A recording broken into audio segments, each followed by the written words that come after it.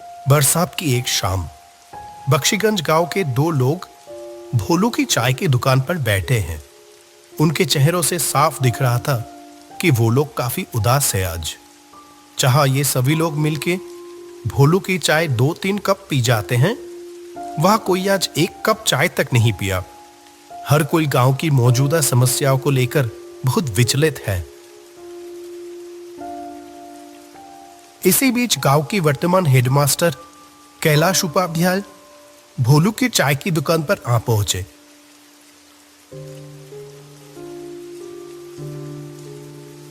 अरे रामलाल, माधव, तुम लोग यहाँ इतना उदास होकर क्यों बैठे हुए हो? मुझे इस गांव में आए हुए इतने दिन हो गए, मैंने तो कभी तुम लोगों को इतना परेशान नहीं देखा। हमेशा हंसते मुस्कुराते हुए ही देखा है, लेकिन आज अचानक क्या हुआ? आइए मास्टर जी, बैठिए। आपकी चाय तैयार है मास्टर जी। मुझे पता था आप थोड़ी देर में यहां आ जाओगे। हाँ हाँ बोलू, आज अपनी वो अदरक वाली चाय पिलाना मुझे, ठीक है? बहुत देर से सर दर्द कर रहा है। और हाँ, तुम लोग बताए नहीं कि हुआ क्या है, इतने उदास क्यों हो? असल में क्या है ना मास्टर जी, हम सभी लोगों का आज मन बहुत उदास है। क्यों? क्या हुआ?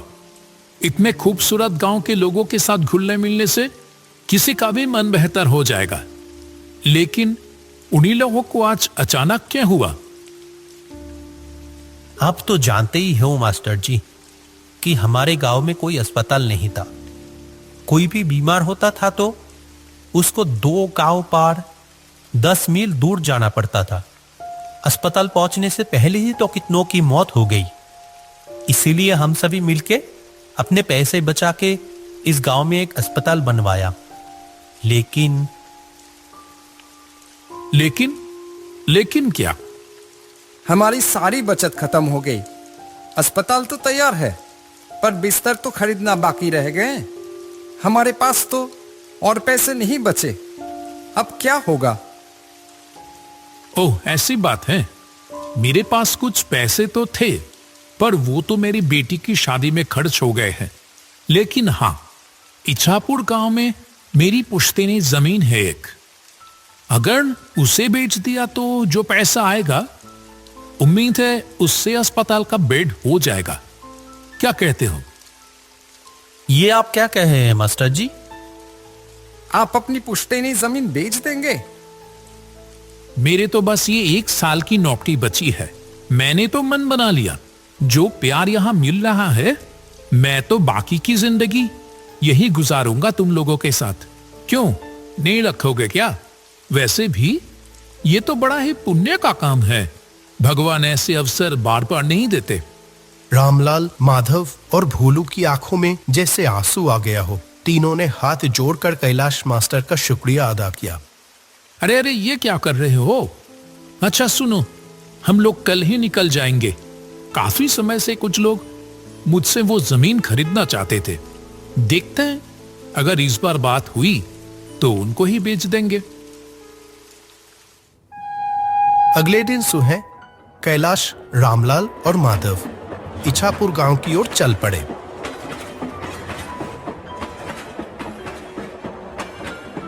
जब वह ट्रेन में थे, बाहर बहुत जोर से बारिश हो रही थी। आसमान काले बादलों से ढका हुआ था और हवा भी बहुत तेज चल रही थी। ये बारिश तो रुकने की नाम ही नहीं ले रही है। मैं भी तो वही सोच रहा हूं, इतनी बारिश में जाएंगे कैसे? वहां एक नदी भी तो पार करनी होगी। आपका गांव क्या स्टेशन से बहुत दूर है? स्टेशन में उतर के पहले हम लोगों को नदी के किनारे पहुंचना होगा, फिर वहां से नाव लेके नदी पार करके जाना होगा मेरा गांव। ऐसे ही बात करते करते समय बीतता चला गया। आखिरकार जब तीनों स्टेशन पर पहुंचे, वो शाम हो चुकी थी। सुनसान स्टेशन पर बस वो तीनों आके ही उतरे। अभी तो बारिश थोड़ी रुकी है, चलो देखते हैं जल्दी से नाव घाट पर पहुंच पाते या नहीं। वो तीनों स्टेशन से बाहर आ गए। आसपास कोई भी नजर नहीं आ रहा था। बारिश के कारण रात का अंधेरा अन्य दिनों के मुकाबले कुछ ज्यादा ही था। घने काले अंधेरे ने चारों ओर जैसे एक जादुई माहौल बना दिया था। वह स्टेशन के पास एक बरगद के पेड़ के नीचे आके रुके। यहीं पर रिक्शा मिलता था। आज तो एक भी रिक्शा नहीं दिखाई दे रहा। इतनी बारिश की मौसम में क्या ही मिलेगा। किसी ने तो उम्मीद भी नहीं की होगी कि इतनी बरसात की रात में भी कोई आखिरी ट्रेन से यहां आ भी सकता है। अब क्या किया जाए? चलो पैदल ही चलते हैं। मुझे तो कोई और रास्ता दिखाई ही नहीं दे रहा। मौसम भी तो कुछ ठीक नहीं लग रहा है। अगर फिर से बारिश आ गई तो? वो तीनों अंधेरे में ही आगे बढ़ने लगे। कुछ देर चलने के बाद दूर से एक वैन आने की आवाज आई। लगता है कोई वैन रिक्शा आ रहा है इधर ही। रुको रुको। कुछ ही देर में दूर से कच्चे रास्तों में एक वैन आती हुई दिखाई दी। कैलाश ने उस चालक को देखते ही पहचान गया। कहा, अरे रतन भैया, आपसे मिले हुए कितने महीने हो गए। वो आदमी कैलाश को थोड़ी देर देखा, फिर कहा, अरे कैलाश, कैसे हो? अपने घर जा रहे हो क्या? जी रतन भैया, मैं तो ठीक हूं। ये दोनों हैं रामलाल और माधव। मैं जिस गांव में अभी मास्टर हूं, ये दोनों उस गांव से ही है। हम सब तो अभी मेरे घर जा रहे थे। रतन भैया, आप हमें नदी के किनारे ले चलोगे क्या? तो आज रात की आखिरी नाव मिल जाती। रतन ने कहा, इस बरसात की रात में नाव मिलेगी? अच्छा चलो देखते हैं, बैठो। चलो रामलाल, चलो उठो। ये आखिरी मौका है। अगर ये निकल गया तो सारी रात यहीं रुक के बारिश में भीगना पड़ेगा। चलो चलो। सभी लोग वैन पे जाके बैठ गए। अंधेरे में ही वैन आगे बढ़ने लगी।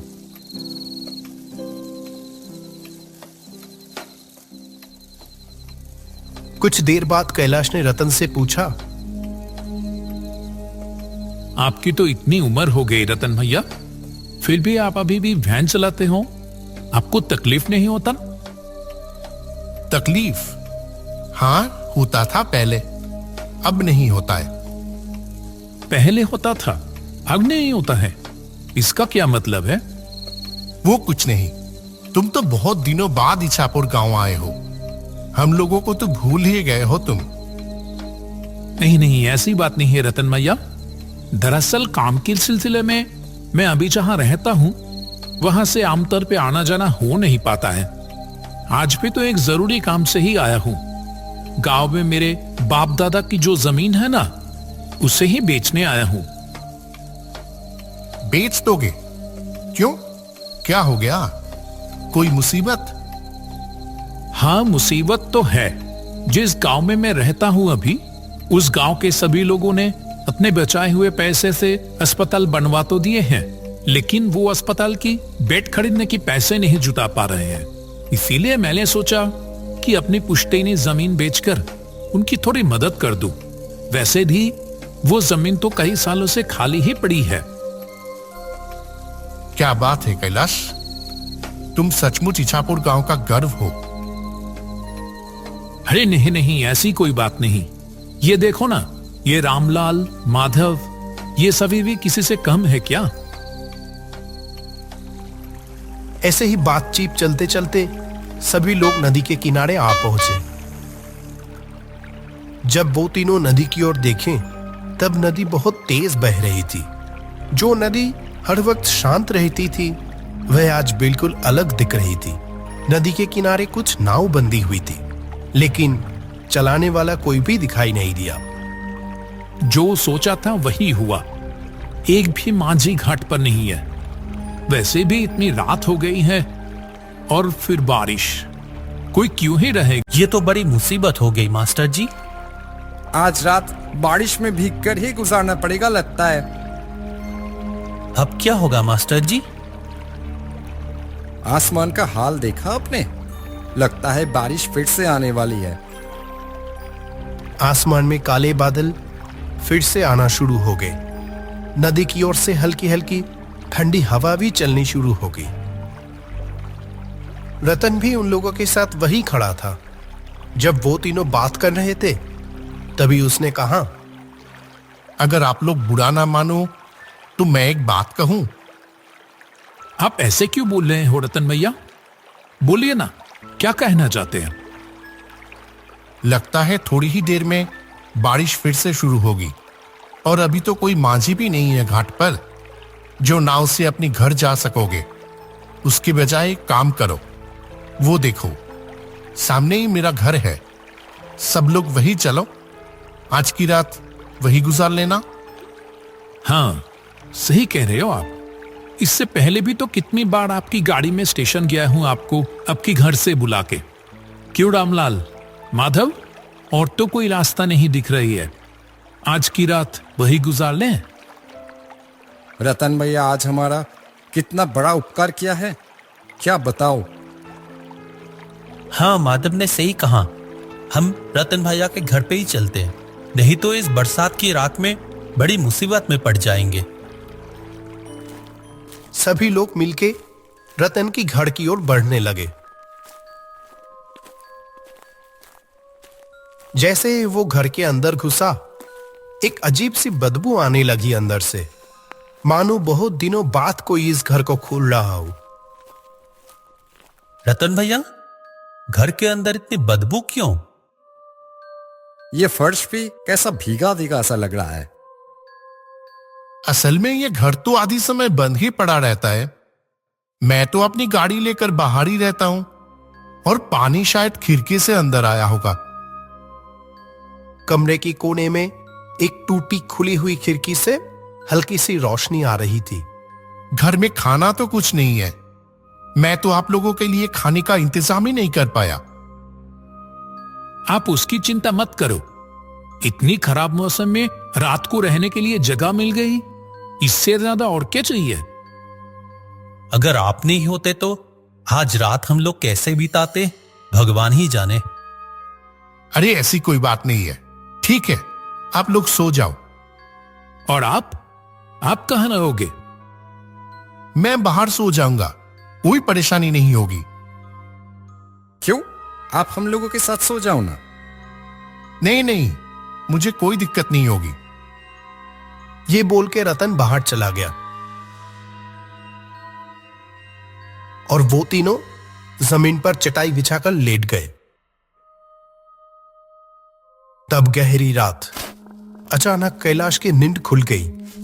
एक अजीब सी आवाज आ रही थी, जैसे कि कोई घर से थोड़ी दूर जमीन खोद रहा हो। कैलाश शुरू में तो नजरअंदाज करता रहा, लेकिन आवाज और तेज होने लगी।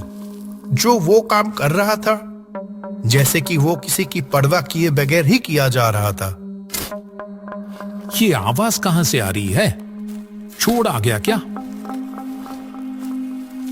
कैलाश तेजी से उठा और खिड़की के पास आकर बाहर देखने लगा।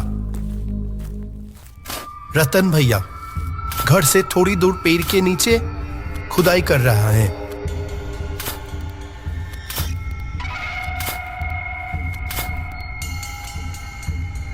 माधव, रामलाल, उठो, जल्दी उठो। मुझे यहां कुछ ठीक नहीं लग रहा है। रामलाल और माधव दोनों नींद से जाग गए। कैलाश ने दोनों को खिड़की के पास बुलाया। अरे, रतन भैया कहां गया? अभी तो यहीं पर थे।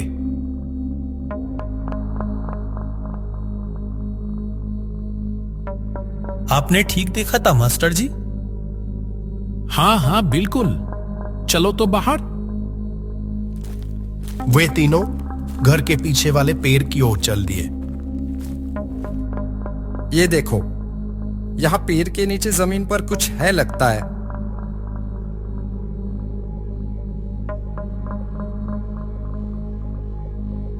मैंने रतन भैया को यही देखा था। लगता है मानो जैसे कि वो चाह रहे थे कि मैं नींद से उठकर ये देखूं। देख तो रामलाल, क्या है वहां?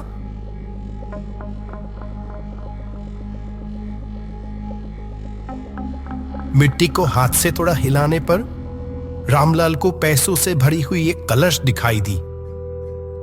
अरे इसके अंदर तो बहुत सारे पैसे हैं। सच में? लेकिन ये है किसके? रतन भैया अभी कहां चले गए? ठीक है, वो दूसरों की पैसे है, उसकी हमें जरूरत नहीं। वो जैसे था उसको वैसे ही रख दो अच्छे से, और चले आओ वहां से। ठीक उसी वक्त वो पेड़ जैसे हिल उठे। तीनों ने ऊपर देखा तो वहां लंबे पैरों वाला एक भयानक चेहरा बैठा हुआ था।